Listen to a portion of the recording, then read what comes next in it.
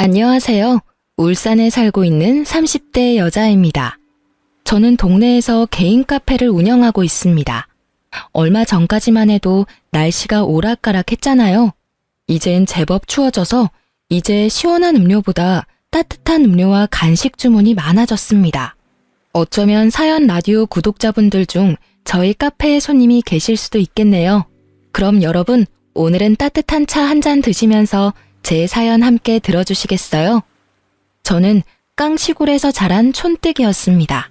20대 때 무작정 서울로 상경했다가 아주 강렬한 실패의 맛을 겪었어요. 그렇게 해마다 지금은 어쩌다 고향도 아닌 울산에 자리를 잡고 살고 있네요. 이제 울산은 제게 제2의 고향이 됐답니다. 방황하던 제게 자리를 잡고 살 수 있도록 이 도시가 저를 받아준 것 같아요. 제가 비록 이혼은 했지만 여기서 제 카페가 성공적으로 자리를 잡았고 좋은 기억이 더 많아서 저는 울산에 계속 살고 있답니다. 남편은 울산 토박이로 자란 남자였어요. 남편과 저는 이웃 주민으로 처음 서로 얼굴을 알고 지냈습니다. 오며 가며 자주 마주쳤는데 그가 먼저 제게 번호를 물어보더군요. 전문직에 종사하는 그는 매일 말끔하게 정장을 차려입었어요. 그 모습은 단숨에 제 마음을 사로잡았습니다. 이미지가 참 든든하고 믿음직스러웠거든요. 아무래도 제가 자영업을 하다 보니 나중에 결혼한다면 안정적으로 하고 싶었어요. 그래서 결혼하기 딱 좋은 남자라 생각했죠. 물론 남자의 돈을 바랐던 건 아니었고 사람 일이라는 게 어떻게 될지 모르니까요. 제 벌이에 변수가 생기더라도 남편은 고정적으로 벌어야 한다고 생각했거든요. 저희 카페는 거의 배달 위주로 운영하고 있습니다. 매장에 오는 손님보다 배달 주문이 훨씬 많아요. 배달 매출이 거의 한 달 매출의 전부를 차지하고 있습니다. 작은 카페이지만 꽤 오랫동안 한자리에서 운영해서 단골 손님도 많았습니다. 그 덕분인지 감사하게도 저는 몇 천씩 매달 고정적으로 무리 없이 벌었습니다. 코로나 때도 수입이 오히려 증가해서 신기했어요. 격리하는 사람들의 배달 주문이 더 늘어났거든요. 그런데 남편은 처음 만났을 때부터 제게 카페 수입은 궁금하지 않다고 저 알아서 하라고 했습니다.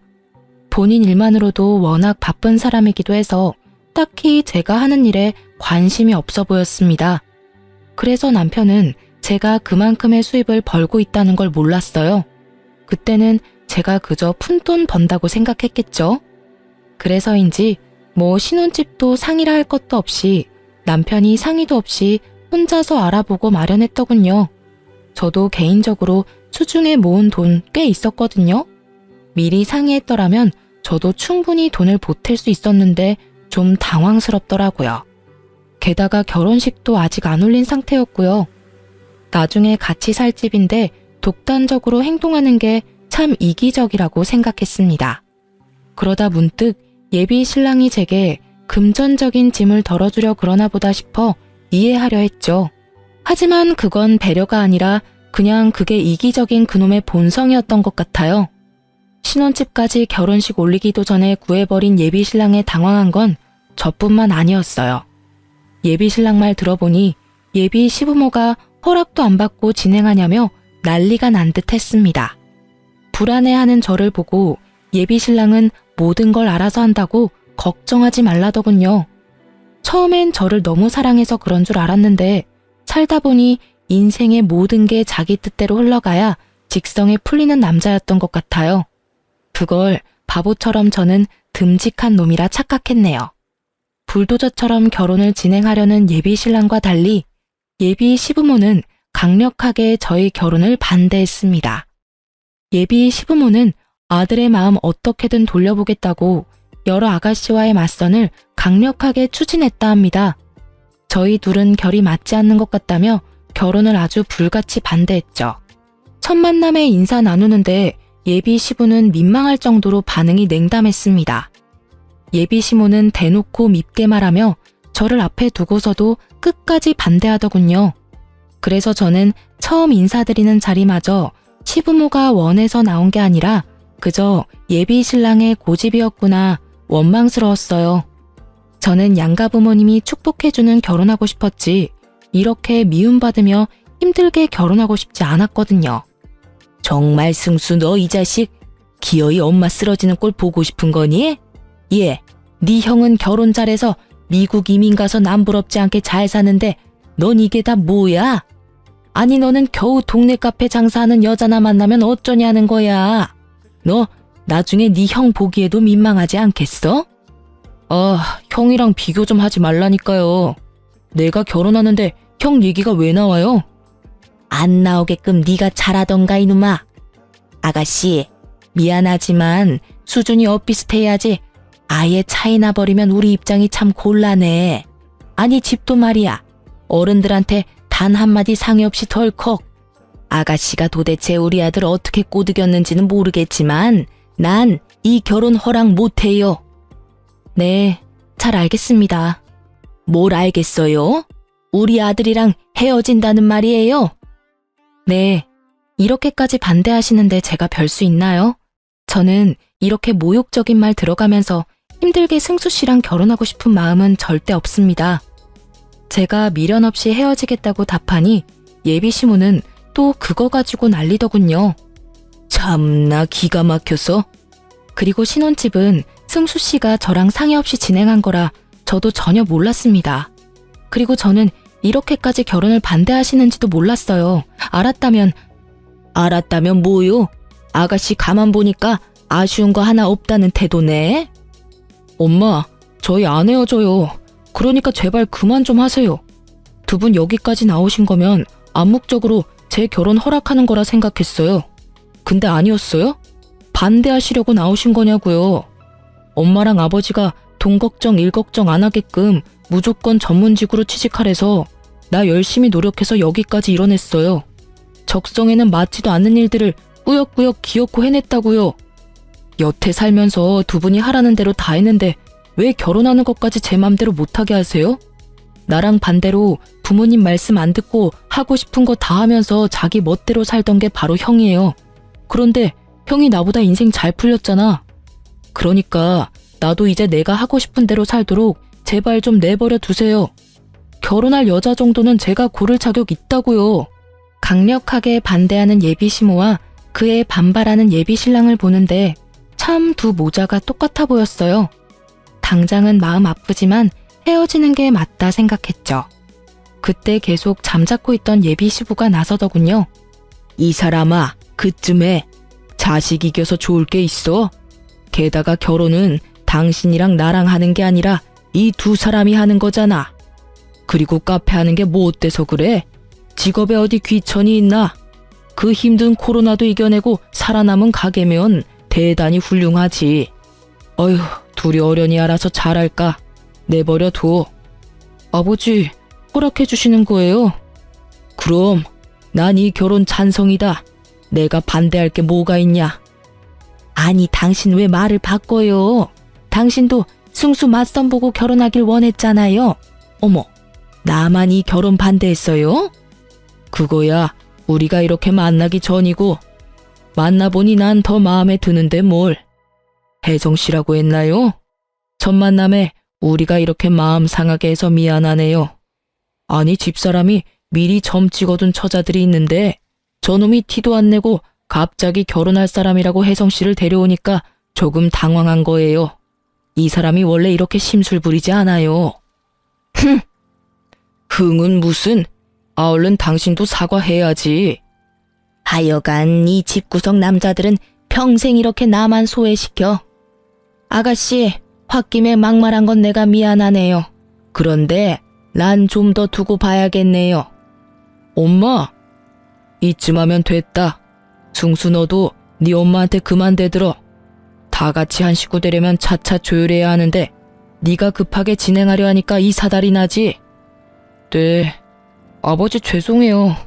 엄마, 내가 미안해. 근데 아들 선택 믿어줘.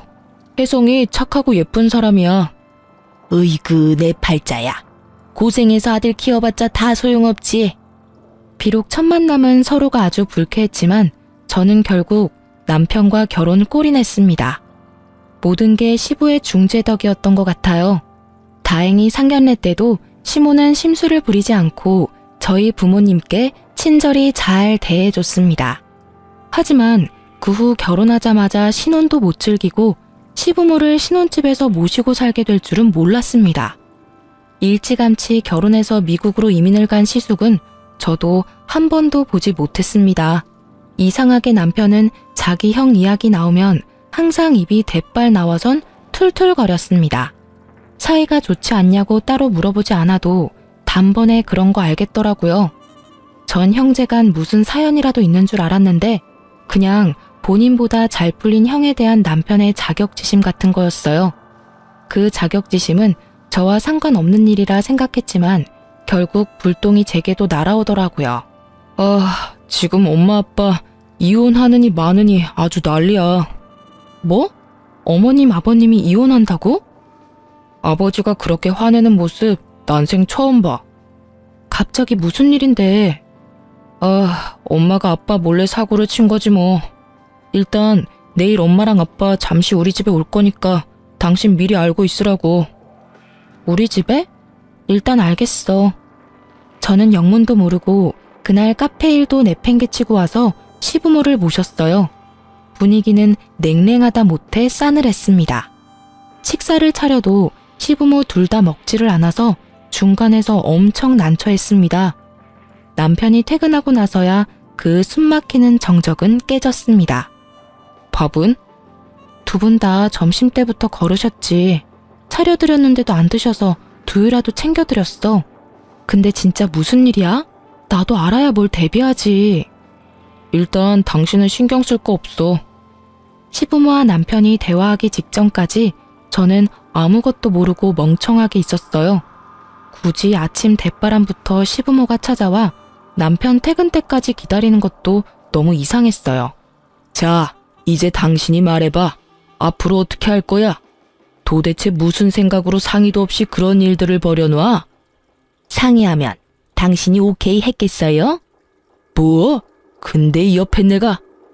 아버지, 일단 진정 좀 하세요. 내가 진정하게 생겼냐? 나 여행 보내놓고 이사다를 냈는데.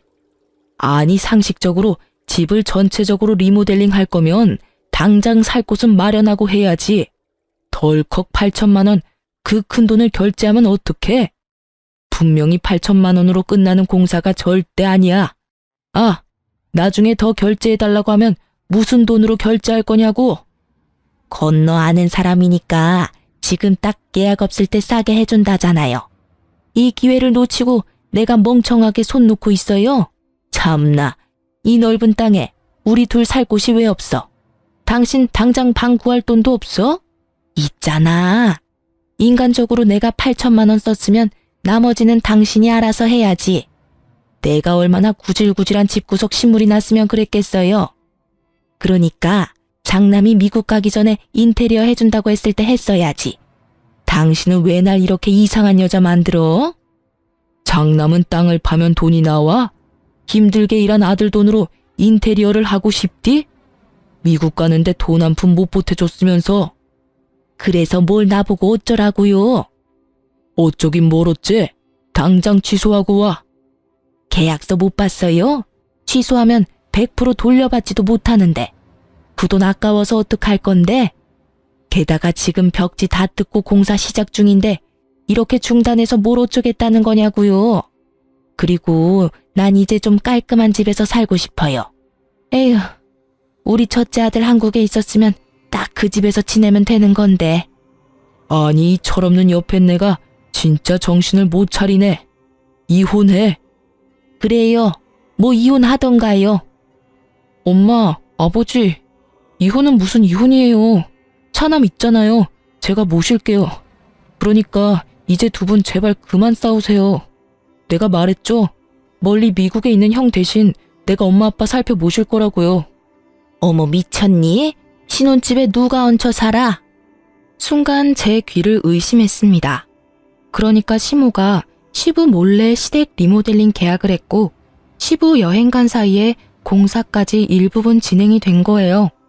오갈 데 없는 시부모를 우리 집으로 남편이 모신 거고 남편은 장남보다 차남이 낫다는 걸 보여주겠다며 본인이 나서서 시부모를 모시겠다 한 겁니다. 그나마 시모는 미쳤냐면서 얼굴이 벌개져서 거절하는데 시부는 옳았구나 했어요. 그래, 리모델링 다 끝날 때까지 그냥 여기서 살면 되겠구만. 세아가 조금만 신세를 지졌구나.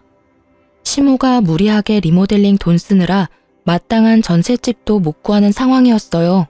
그렇다고 시부는 아들 멀쩡히 있는데 자기 돈으로 불편하게 지내기 싫다며 대놓고 신혼집에 같이 살기를 원했습니다. 제가 시부에게 아무런 대답도 하지 못하니까 남편은 저와 이야기 좀 하고 오겠다며 저를 주차장으로 데려가더군요. 그렇게 남편은 저와 한마디 상의도 없이 시부모를 신혼집에서 모시자 하더군요.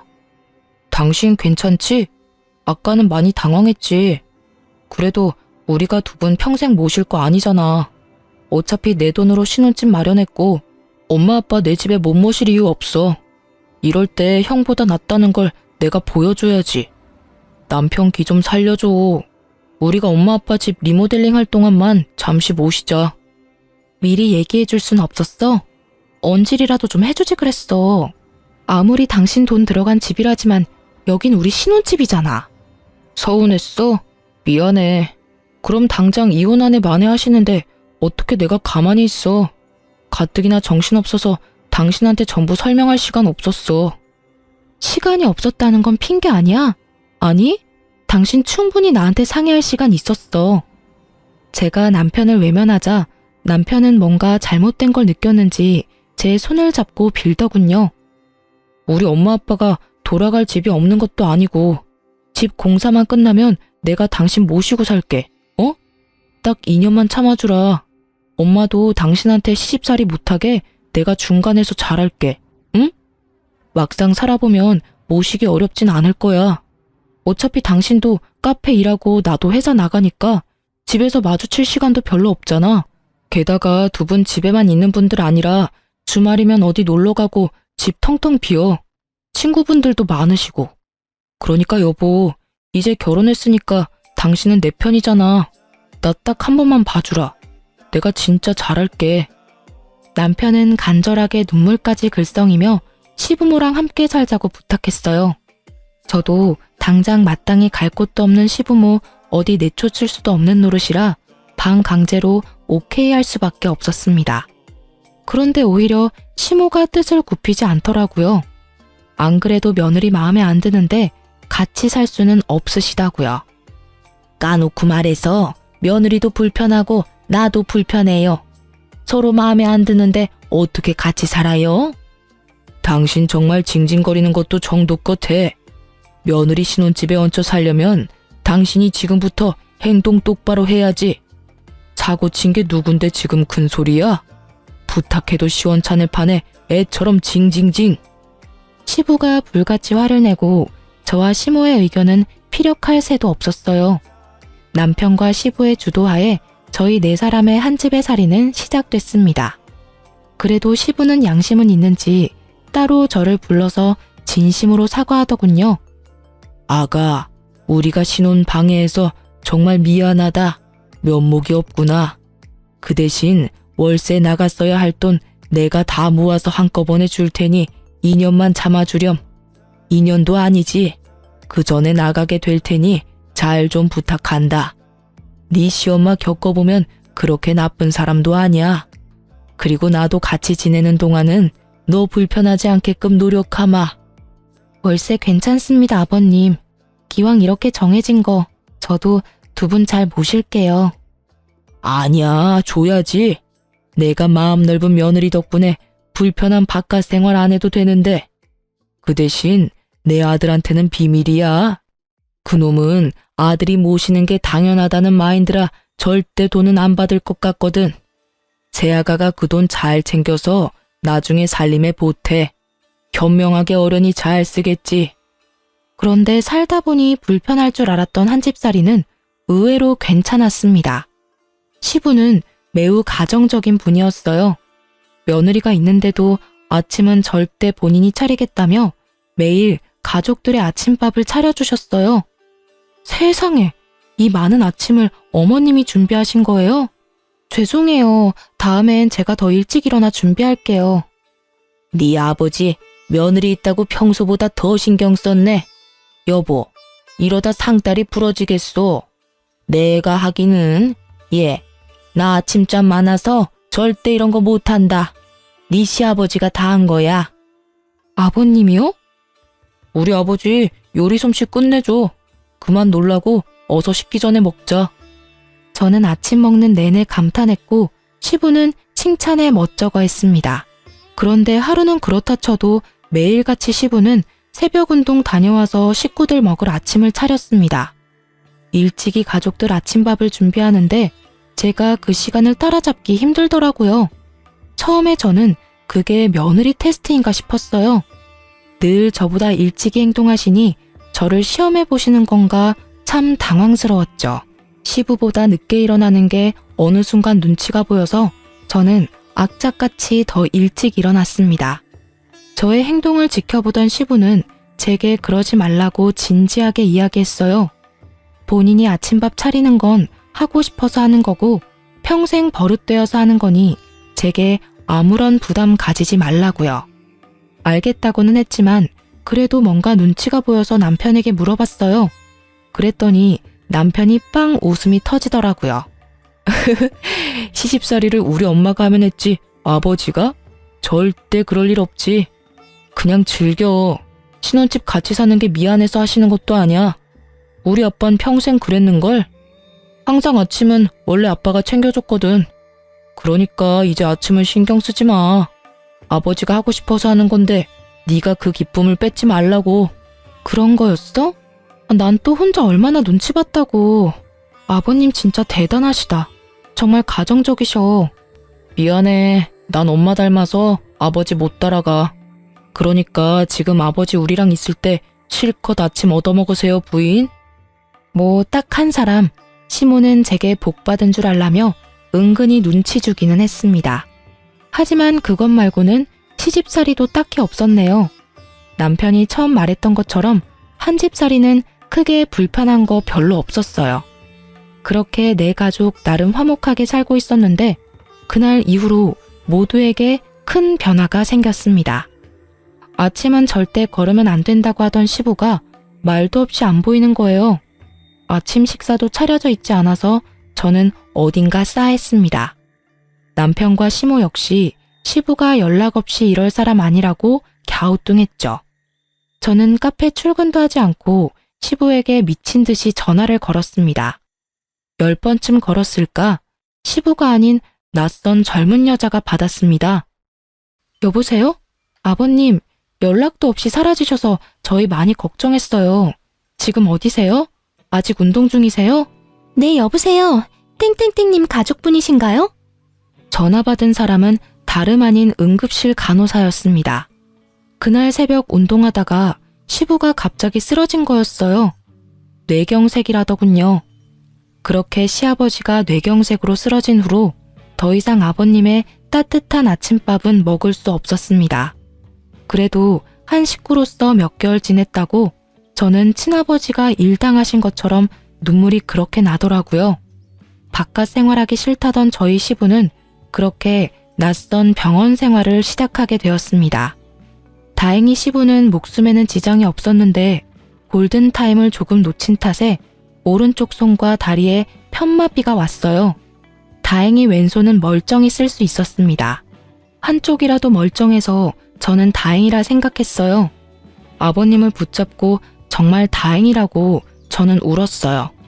그런데 시모와 남편의 표정은 매우 좋지 않았어요.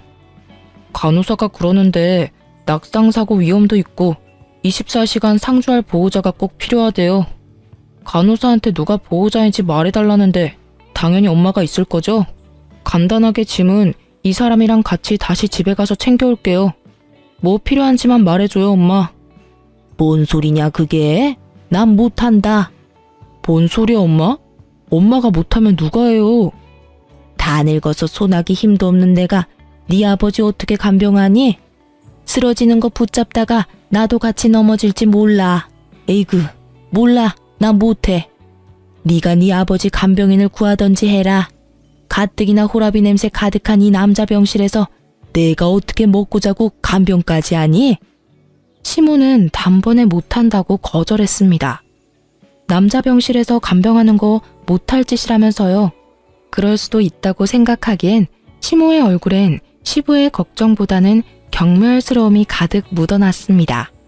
시부는 시모의 그런 행동에 상처받았는지 아니면 미안해서인지 입도 뻥긋하지 않았습니다. 그래서 우선 저희는 간병인을 구했습니다. 그런데 간병인 쓰는 것도 돈이 만만치 않더군요. 어느 날 밤에는 집에서 남편과 시모가 이야기하는 걸 들어버렸습니다. 차라리 시부가 장애를 얻을 바에 한 번에 죽는 게 나았다고 말하더군요. 남편은 들어가는 돈이 만만치 않다고 하고 시모는 평생 자기가 수발하면서 살아야 할지 모른다고 오열했습니다. 솔직히 보험금이 크게 나오지는 않았어도 치료할 돈과 병원비 쓴 부분은 거의 나오는데 남편이 그렇게까지 말해야 하는 건가 싶었어요. 그 이후로 오열했던 시모는 배우자가 사고를 당했는데도 나 몰라라 밖으로 놀러 다녔습니다. 시부 병원에는 콧배기도 얼굴을 비추지 않았습니다. 저는 간병인이 있어도 카페 일을 해도 자주 시부를 보러 병원에 갔어요. 남편은 아버지 쓰러지고 어머니가 나 몰라라 하니 스트레스 받아서 자주 제게 신경질을 부렸습니다. 그가 사소한 것에 예민하고 짜증을 부리니 자연스레 부부싸움은 잦아졌습니다. 그러다 결국 남편은 제게 돈 안 되는 카페 장사 접고 아빠 좀 병간호해달라고 울면서 호소하더군요. 남편이 참다 무너진 거라 생각했어요. 안쓰럽기도 하고 한편으로는 너무 원망스럽더라고요. 저는 우선 손해가 조금 생기더라도 직원을 더 고용했습니다. 남편에게는 알겠다고 말했지만 카페 장사를 아예 접지는 않았습니다. 알바와 직원으로 카페를 살려두고 저는 시부 회복될 때까지 살뜰히 간호했습니다. 남편 때문이 아니라 시부에게 고마웠던 일들이 있으니 저도 해보는 데까지는 해보고 싶었어요.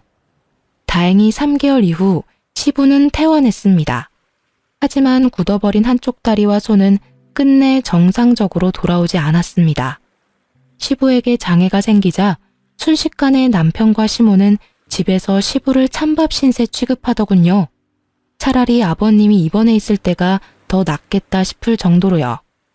아버지, 내가 몇 번을 말해요. 냄새나니까 하루에 한 번은 꼭 씻으라고요. 미안하다. 내가 몸이 불편해서 혹시라도 욕실에서 넘어질까봐 겁이 나. 이틀에 한 번은 안 되겠냐? 아이씨, 몇 번을 말해요. 하루에 한 번씩 하라고요. 아니면 목욕탕을 가세요. 예? 제발요. 알겠다. 노력해보마. 당신 지금 아버지한테 말버릇이 그게 뭐야? 전 그러면 당신이 목욕탕 모시고 가. 우리 욕실 좁은데 아버님 매일 씻기는 당연히 불편하지. 당신이 우리 아빠 씻겨줄 거 아니면 말을 마. 온 집안에 노인네 냄새 나는데 당신은 안 나? 참 비위도 좋다. 아버지, 엄마가 집에 안 들어온 이유를 좀 생각하세요.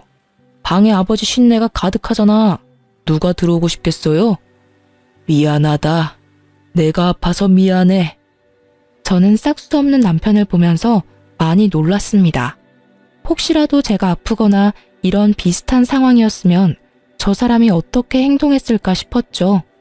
하나를 보면 둘을 안다고 본인 아버지한테도 저러는데 저한테는 더 했겠지 싶었습니다.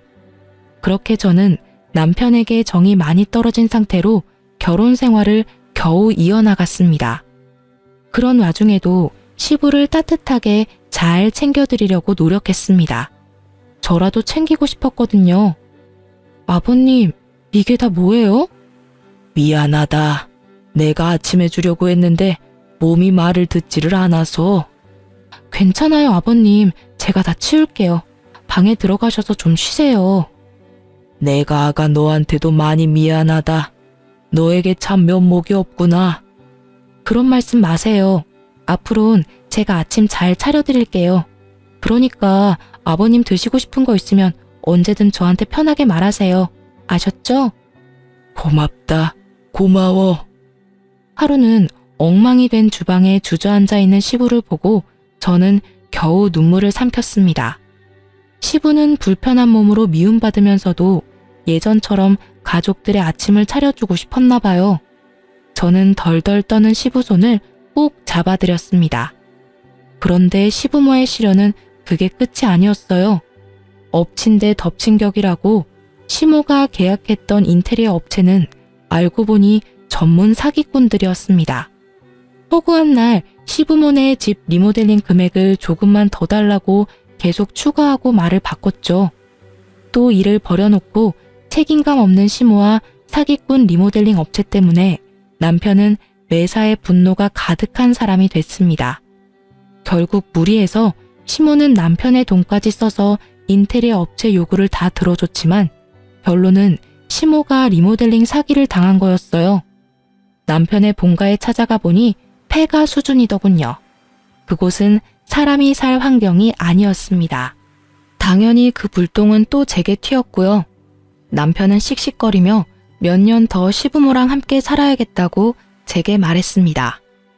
아니, 그놈의 리모델링에 지금까지 돈 날린 게 얼만데 또 돈을 더 달래요. 돈 날리다니 뭘 날려? 다 공사하는데 필요하니까 그렇지. 엄마, 지금 돌아가는 꼴 보고도 그 말이 나와요? 엄마 지금 사기당한 거라고요. 아, 원래 아는 사람이 더 무서운 법이에요. 처음부터 제대로 된 업체 골랐어야죠. 이러다 아들 모은 돈 다 날리겠다고요. 아, 네가 투자한 만큼 결과물이 잘 나오겠지. 어차피 네 아빠랑 나 죽으면 그 집도 네가 가질 거 아니냐. 좋은 게 좋은 거라고. 마지막으로 엄마 딱 한 번만 도와줘. 됐어요. 지금부터 내가 알아서 해. 엄마는 손 떼요.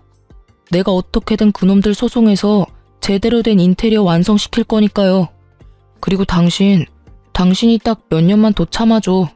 이 소송 길어질 것 같으니까 다 같이 몇 년만 더 살아야겠어. 뭐? 나 참을 대로 참았거든? 얼마나 내가 더 참아야 해? 뭐라는 거야? 당신이 뭘 참았는데? 당신이 돈을 썼어, 뭘 썼어? 전부 내 돈만 썼구만. 나 안 그래도 스트레스 받아 죽겠으니까 당신까지 보태지 마. 당신네 엄마 아빠 집이니까 당신 돈 쓰는 게 당연하지. 당신이 이렇게 같이 사는 사람 무시하는 거 난 더 이상 못 참겠어. 당신이 날 무시하는 것도 싫고 아버님을 무시하는 것도 싫어. 넌 네 부모도 제대로 못 모시면서 또 날 가지고 대리수발까지 들게 했잖아. 너 아버님 모시고 어디 밥 먹으러 나간 적 있어? 안 그래도 답답하실 텐데 모시고 바람이라도 쐰 적 있냐고. 이혼하자. 더 이상 못 해먹겠어. 아니 듣자 하니까 너 우리 아들한테 그게 무슨 막말이냐? 네가 한 게 뭐가 있다고? 어머님도 제발 아버님 구박 그만하세요. 그러니까 남편이 부모 공경할 줄 모르잖아요. 이혼? 결국 너도 우리 아빠 장애인 됐다고 이혼하자는 거잖아. 이 못된 여자야. 아버지 봤죠? 결국 아버지 때문에 나 이혼까지 하겠네. 그냥 그때 죽지 그랬어요. 제가 이혼을 선언하니 남편과 시모는 이혼 탓을 시부에게 돌리더군요. 아이고, 아가, 내가 미안하다. 내가 죽어야 하는데. 아니에요, 아버님.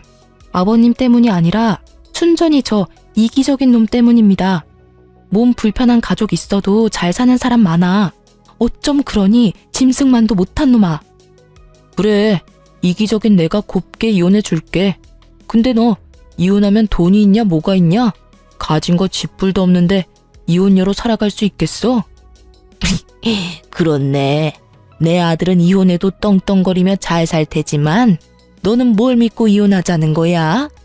야, 내가 가진 게 왜 없어? 왜 돈이 없을 거라 생각하는데요? 그럼 네가 가진 게 뭐가 있는데? 남편 놈은 사과나 매달리기는커녕 저를 자극하고 비웃으며 이혼하자더군요. 좀 치사하기는 하지만 저는 그동안 시모와 남편이 제게 돈을 빌리려고 하길래 돈 없는 척하며 제 재산과 카페를 꼭꼭 숨겼습니다.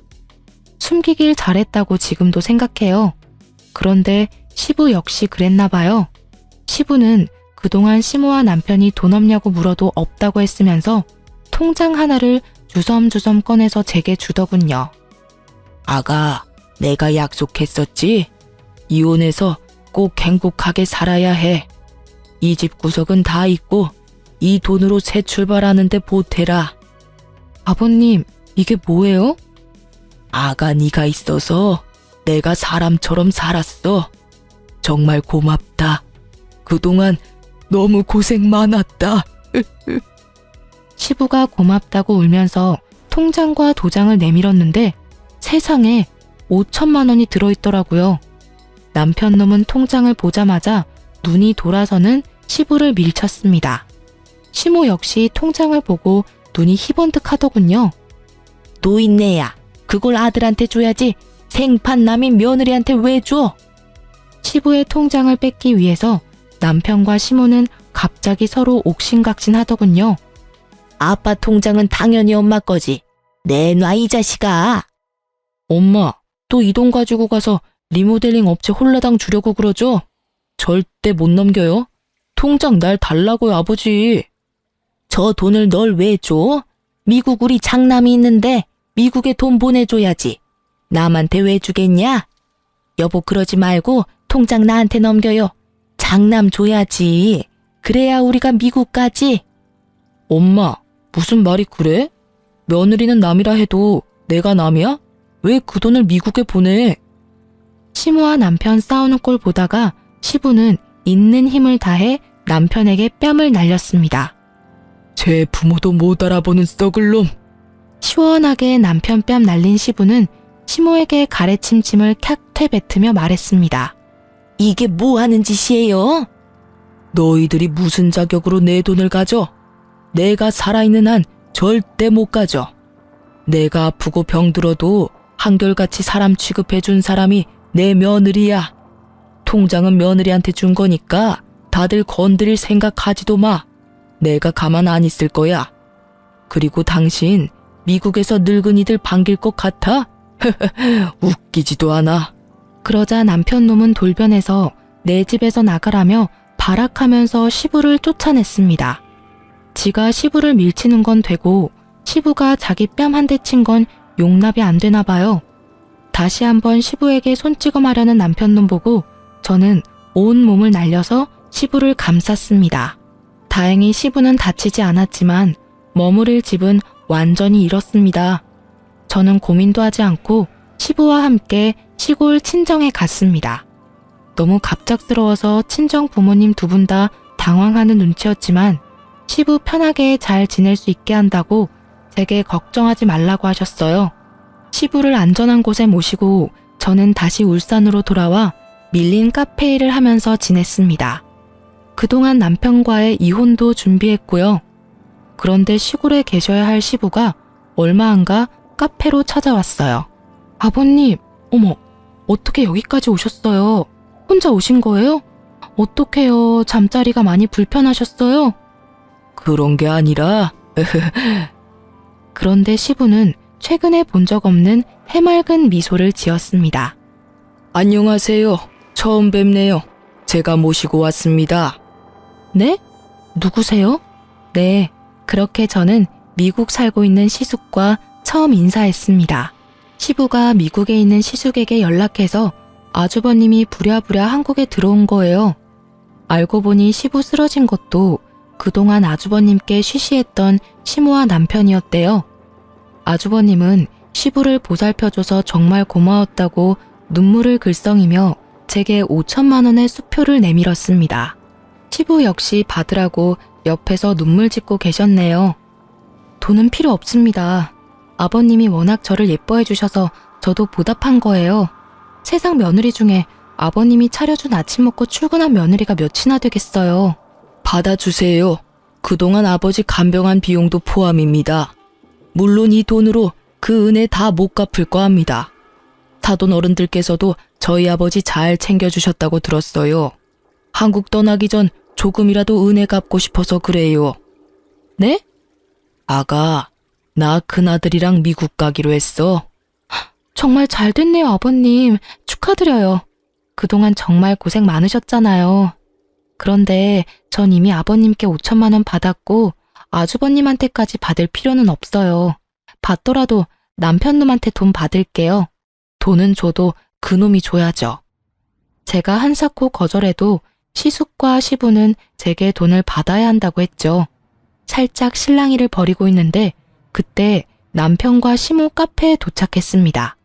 시부가 미리 불렀었나 봐요. 형이 여기 어떻게 있어?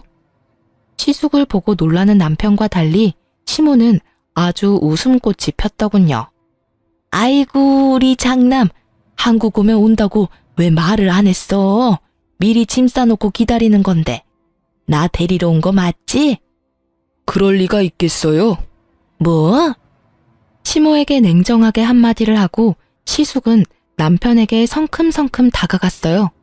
뺨을 크게 날리려는 제스처를 취한 시숙은 남편이 두 눈을 질끈 감자 젠틀하게 손을 내리더군요.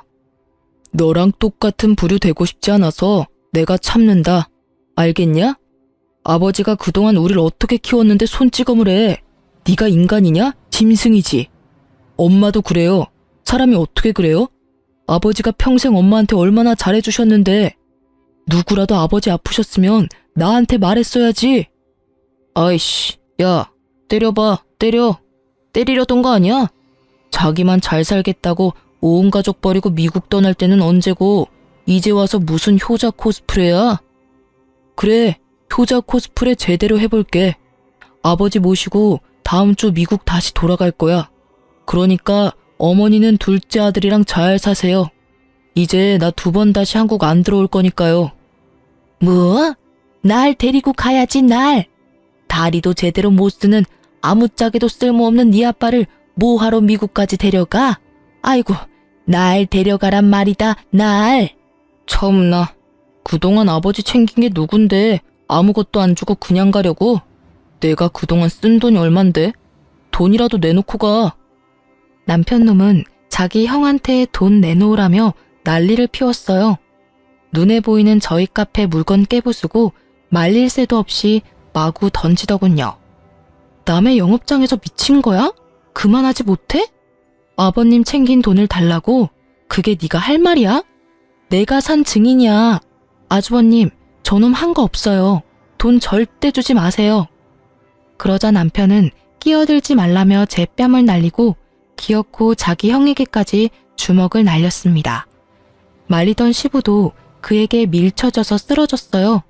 시모가 경찰에 신고해서 경찰 도착해서야 상황은 종료됐습니다. 시부, 시숙, 그리고 저까지 저희 3사람 다 남편을 폭행죄로 신고했어요. 카페 CCTV 영상을 경찰에 증거물로 제출했고요. 저희 3사람은 경찰 조사 때 절대 합의하지 않겠다고 선전포고했습니다. 남편놈은 그러든지 말든지 반성은 끝까지 안 하고 당당하더군요. 벌금 뭐 얼마나 한다고? 내면 되지 뭐. 벌금으로 끝나겠어? 그럼 뭐 어쩔 건데? 네가 다니는 회사 이름 뭐라고 했지? 설마 치사하게 회사에 알리려는 건 아니지? 미리 살 길 알아둬라. 형 미쳤어? 진짜 1억이야? 그럼 가족들 마음에 상처 준 네가 앞으로 혼자 잘 살 수 있을 거라 생각했어? 빨리 새로운 일자리 알아둬. 네 엄마는 네가 모셔야 하잖아. 아이고, 나도 미국 데려가라. 내가 잘못했어요, 여보. 장남한테 나도 데려가 달라고 말해봐요. 옆에 내야 미국 가서 또 무슨 사고 칠 줄 알고. 남편놈과 시모는 시숙과 시부의 바짓가랑이를 잡고 한참을 울면서 빌었습니다. 하지만 시숙은 그대로 가만히 있지 않았어요. 남편 회사에 시부 존속 폭행 사실을 알렸습니다. 경찰과 연루되면 안 되는 민감한 직장이라 남편놈은 바로 회사에서 잘렸습니다. 믿을 거라곤 직장밖에 없던 그놈은 한순간 모든 걸 잃었습니다. 시모도 미국행 티켓을 잃었죠. 뭐 본인들의 어포라고 생각합니다. 저는 그 뒤로 이혼과 재물 손괴죄로 남편놈에게 소송을 진행했습니다. 받은 돈으로 실력 좋은 변호사를 선임하니까 제가 원하던 결과를 빠르게 받아볼 수 있었어요. 시부는 곧바로 시숙 따라 미국 가서 지금까지도 잘 살고 계세요. 시모는 뭐 리모델링 사기당한 거 결국 집 날리고 개털됐다 하네요. 전 남편은 일 잘리고 자기 커리어 망치자 술에 절어 산다고 들었습니다. 시모는 회사 잘리고 하루아침에 주정뱅이 된 아들한테 한 푼이라도 더 뜯으려고 하더라고요. 이웃 주민들이 제게 전해주기를 시모는 장남이 자기를 안 데려갔다고 찡찡거리며 산다고 들었습니다. 그렇게 끝일 줄 알았습니다. 전 남편이 재물 손괴죄와 카페 영업 방해죄로 제가 손해본 것들에 대해 경찰에서 조사받다가요. 제 카페 월 매출 몇 천인 거 알고 개거품 물었다네요. 그대로 카페 찾아와서 장사가 이렇게 잘 되는 카페였냐며 제게 화를 내는 거 있죠? 이렇게 손님이 없는데 무슨 월 몇 천이야? 지금 돈 더 뜯어내려고 사기치는 거 아니야? 전 남편은 카운터로 와서 그날 매출 금액까지 보더군요. 무슨 짓이야? 안 나가? 경찰 또 부를까? 정말이네. 뭐야, 이렇게 장사가 잘 되는 카페였어? 이제 알았냐? 네가 나 돈 없다고 깔보는데 내가 얼마나 우습던지. 우리 카페 배달 위주로 해서 매장 손님은 원래 별로 없어. 이제 곧 주문 많이 들어올 시간이니까 제발 꺼져줄래? 전 남편은 잘못했다고 빌면서 우는데 돈이 아주 급한가 싶었어요. 10,000원짜리 한 장 던져주고 꺼지라고 했네요. 저는 현재 보란듯이 잘 먹고 잘 살고 있습니다. 시부가 준 5,000과 시숙이 준 5,000으로 카페 2호점을 개업한 지 3달 됐습니다.